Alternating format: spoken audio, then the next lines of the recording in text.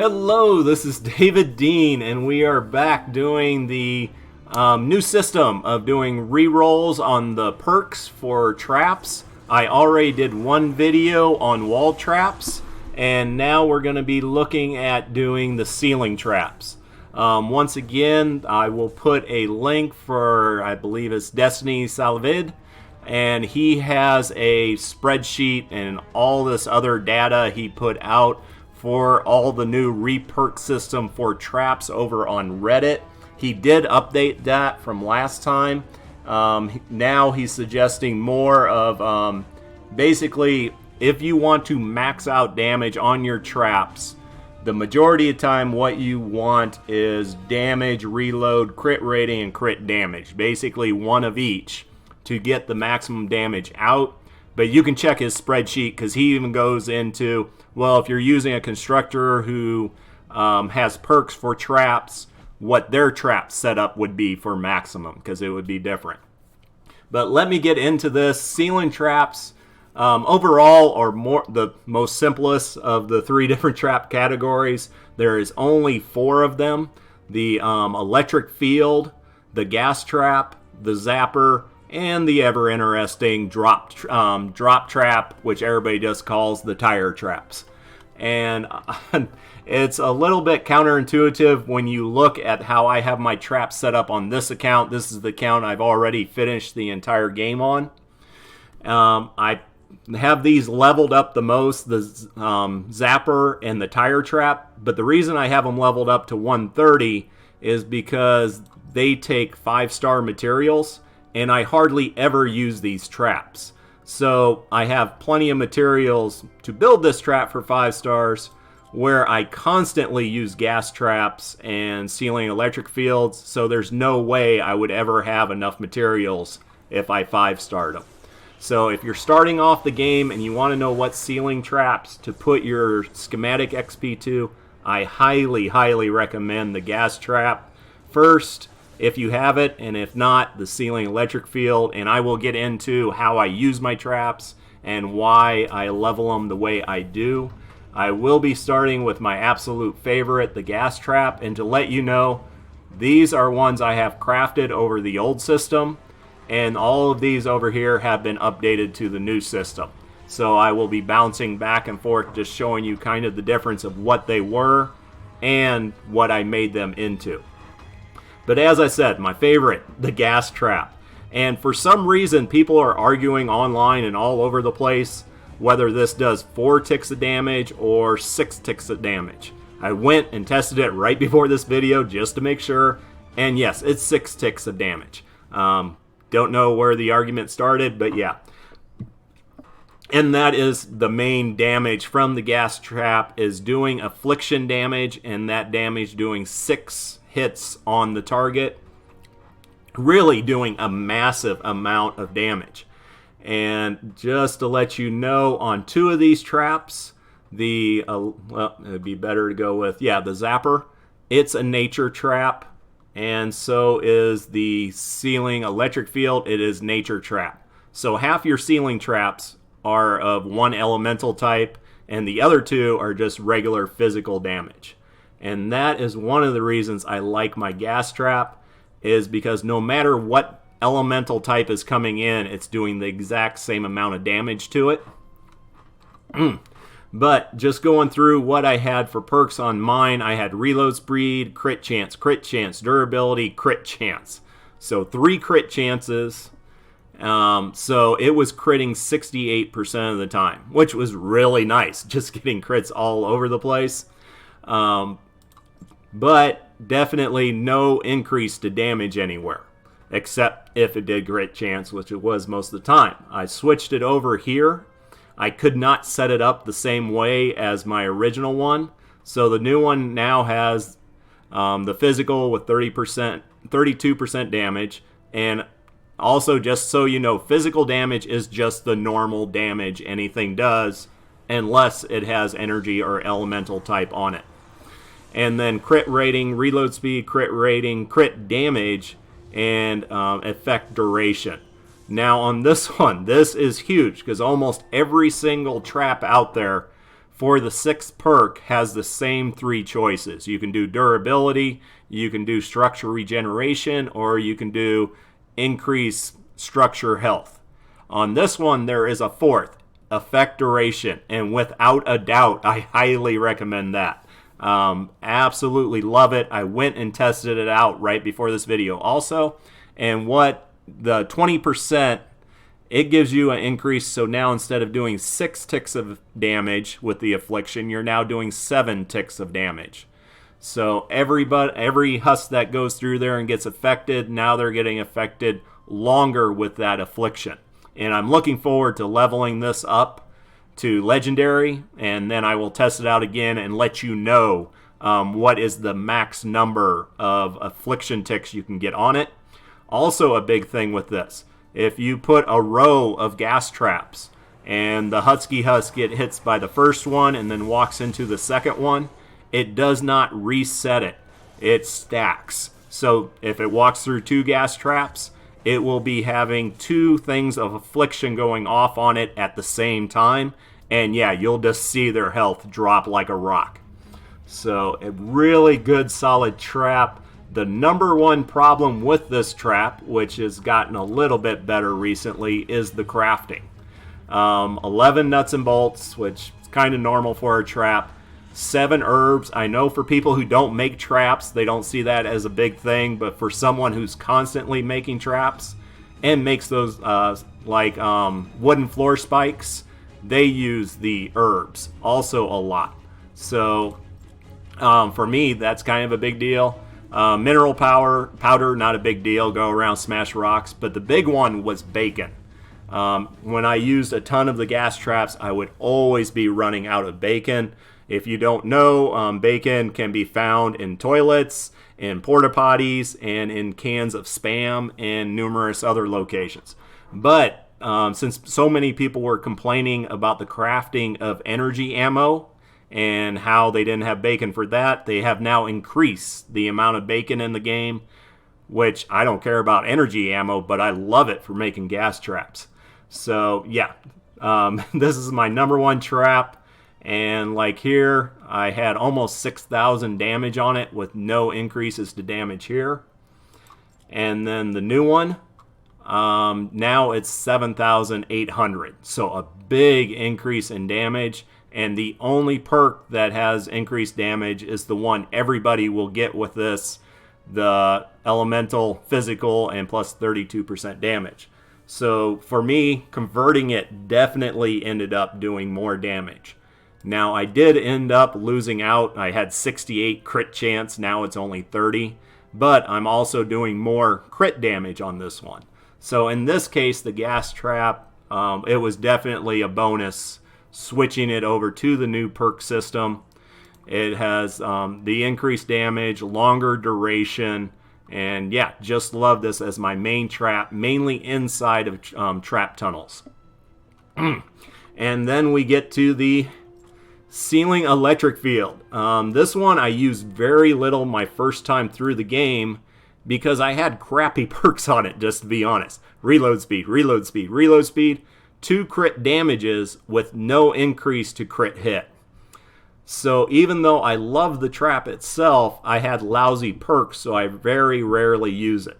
I did, now that I converted it over, I'm definitely going to be leveling it up to 106 and using it a lot more.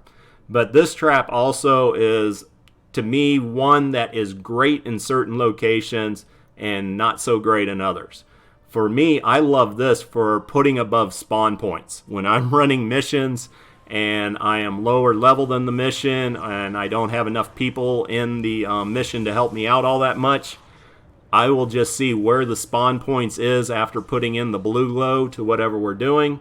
Run out there, put a lobber screen, which is just one wood tile, ceiling tile. Put it across the spawn point and then put up the ceiling electric fields above it. The ceiling electric field, what is good about it is targets enemies in a 3x3 tile range around the trap. So basically a 1 tile radius. Now a mob has to go directly underneath the ceiling electric field for it to go off over that area. And this is great, taking out all those annoying pain in the backside dwarf husks that come running out of a spawn. And I love it because the ceiling electric field just clears all of them out, and then I'm not wasting my trap duration on like my launchers and things like that, taking out those little pesky husks. And now the traps are still good to go when the high hit point husky husk and smashers get into the tunnel. So it is great for clearing out spawn points, also in the front of all my trap tunnels. No matter how long my trap tunnel is, I stick out one additional ceiling tile out in front of it, and sometimes I put two out in front of it and put a ceiling electric field just to clear out and to kill all the pesky little husks. So usually I'm using a sniper rifle, and then I can focus on taking out the propane tanks or the blasters or whatever else I need to. So a very great situational trap. The bad thing about it is that it is nature. So nature does very, very little damage against fire husk. So if you got fire husk coming in, ceiling electric field is not that great. If you have water coming in, it suddenly becomes much, much better because nature does a ton of damage against water husk. So you can change it up as needed. I know some people, all they do is level up the gas traps and they will put them above the spawn point. Nothing wrong with that. So just to let you know the difference between those two. And if I was a new person in the game, these are the ones I would be leveling up and caring about probably until I got into Lake Canny Valley or Twine Peaks. And that's the way I did it on my newer account, where I used my experience from this one to do things hopefully a little bit better on that one. On this, the ceiling zapper, I do love the ceiling zapper because nobody can challenge it for this huge mega damage it does. And on this one, I got a crit chance of 47%, so almost every other time it's going to be doing 96,000 damage. That is great. But I had somebody actually challenge me on this. There is another YouTuber who I think he's the only other person besides myself to put up a video soloing Twine Peaks Storm Shield Defense number 10. And he was saying the gas traps he liked better. And so I went back and retested everything. And yeah, in some ways he was right. The gas trap was outdoing, mainly with fire husk. Once again, the ceiling zapper is a nature elemental trap, so great against water damage. Definitely, or water husk. If it's a water husk, zapper definitely better than the gas trap. If it's a fire husk, the gas trap was definitely better than the ceiling zapper. And that's kind of a big thing because in my tunnels, first of all, I'm using the nature trap ceiling electric field out front. Throughout the halls on the wall, I'm putting nature trap dynamos, which do very little damage against fire. And then in the back, I was putting up ceiling zappers that did very little damage against fire. So doing that build, if it was basically anything but fire, my traps were taking out the mobs without issue or without problem. But if they were fire husks, they were getting through the trap tunnels without taking very much damage, and putting ceiling zappers at the end didn't make that any better. So if you know what mobs are coming in and you know if it's fire, use the gas traps. They will be putting out more damage and they go off almost twice as fast. So just a heads up on that. And another reason I really focused more on gas traps with my second time through the game. The ceiling zapper does have a few really great things though. And that is the impact. Gas traps have 0 impact. They have a stun time of 0 seconds. Since they have 0 impact, that makes kind of sense. But the ceiling zappers has this huge impact.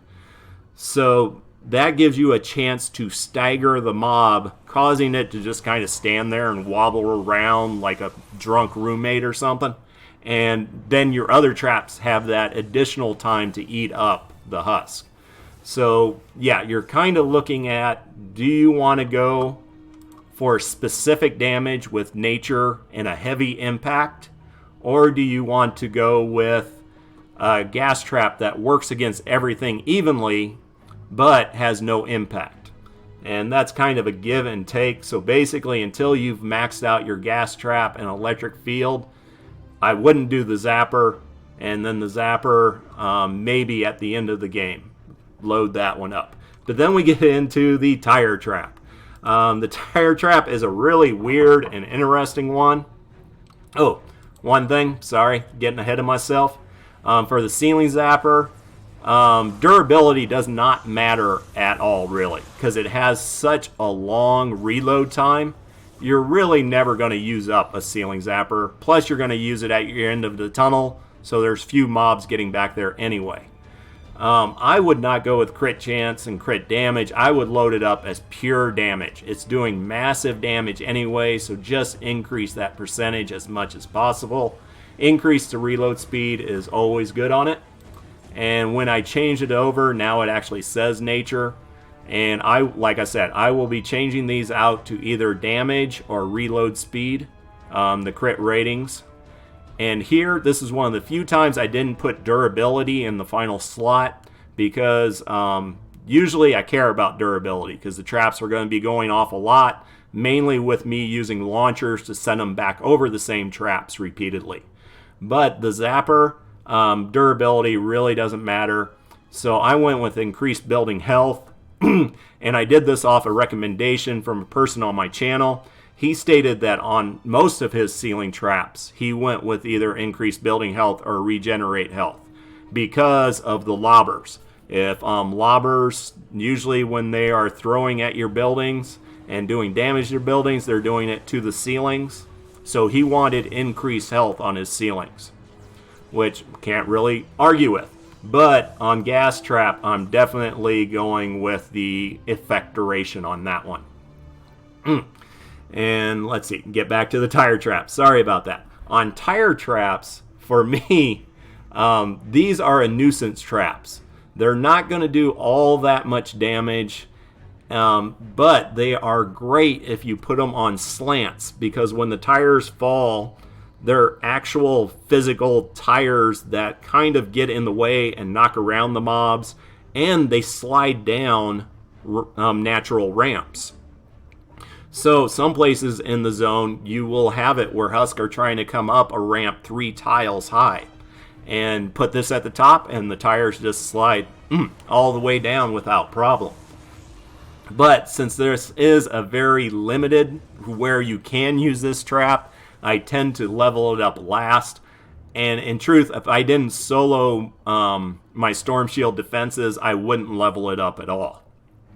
But in Twine Peaks, for soloing the Storm Shield defenses, there are several amplifiers that have 3 tile high hills that Husk will be walking up, and the tire traps work absolutely great in those locations. And in those locations, since what I care about this trap is not damage but slowing down the mobs, this one has crit chance, damage, durability, crit damage. Don't care about any of that. I would load up as much reload speed as possible, and where I couldn't put reload speed, I would put durability. And you will definitely be, hopefully you'll be seeing that in my videos for soloing Twine Peaks. And yeah, just getting a message here. I didn't want the chat going off, so I came into a zone to record this. But on this one, I did not change it over yet because I didn't have the RePerks to do so.